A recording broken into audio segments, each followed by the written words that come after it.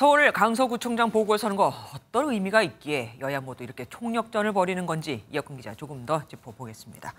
이 기자, 우선 강서구에서 치러졌던 최근 선거 결과부터 정리를 해볼까요?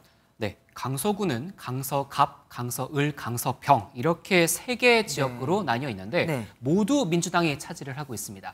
지난해 3월 대선 때도 이재명 당시 민주당 후보가 8,500표 정도 더 얻었었죠.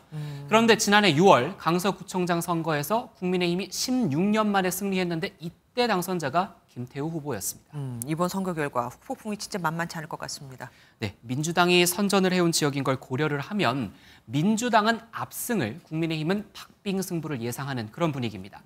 예상을 벗어났을 때가 문제겠죠. 만약에 국민의힘이 두 자릿수 포인트 이상 격차로 크게 진다면 국민의힘은 수도권 위기론에 휩싸이면서 지도부 책임론이 불거질 수가 있습니다. 비대위 얘기도 나오기는 하는데 대체적으로는 총선 체제로 빠르게 전환할 거라는 시각이 우세합니다.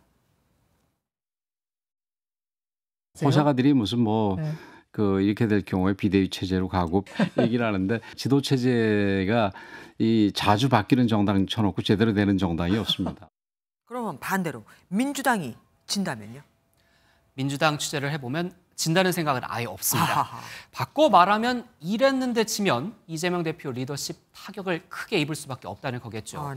한 자릿수 박빙의 승리도 이 대표에게는 부담을 줄 수 있다, 이런 분석도 있습니다. 오히려 비명계에선 크게 이기는 게 총선에선 오히려 독이 될 수 있다, 이런 전망이 나옵니다. 민주당이 이기면 민주당이 이기는 대로 우리 체제로 그냥 공고히 해가지고 가면 내년 총선도 이길 수 있어라고 하는 이런 오만을 불러일으킬 수 있고요.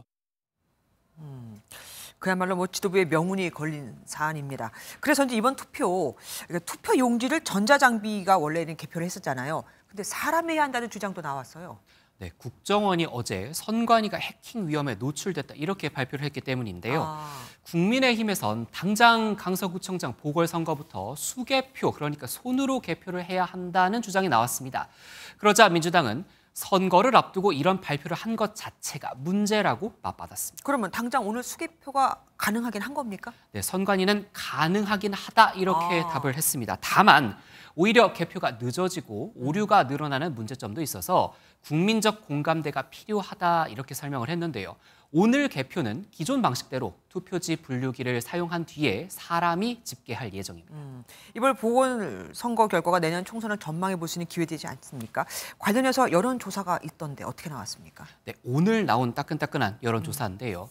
내일 총선이라면 국민의힘 후보를 뽑겠다는 응답이 32.6%, 민주당 후보에 투표하겠다는 응답은 31.3%였습니다.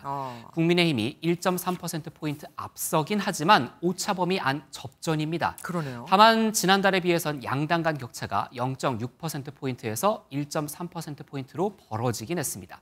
여기서 주목해야 할 건 지지하는 정당이 없다고 답한 사람이 18.2%나 됩니다. 총선을 6개월 앞두고 이 무당층이 어디에 표를 줄지에 따라 승패가 갈릴 전망입니다. 뉴스 추적 지금까지 이혁근 기자와 함께했습니다. 고맙습니다. 안녕하세요, 김주하입니다. 공정하고 신속한 MBN 뉴스, 유튜브를 통해서도 만나보실 수 있습니다. 특히 더 많은 뉴스와 라이브를 보고 싶으시다면 오른쪽을 눌러서 구독하시면 됩니다. 어렵지 않죠? 빠르고 정확한 뉴스로 계속 찾아뵙겠습니다. MBN 뉴스를 시청해 주신 여러분 고맙습니다.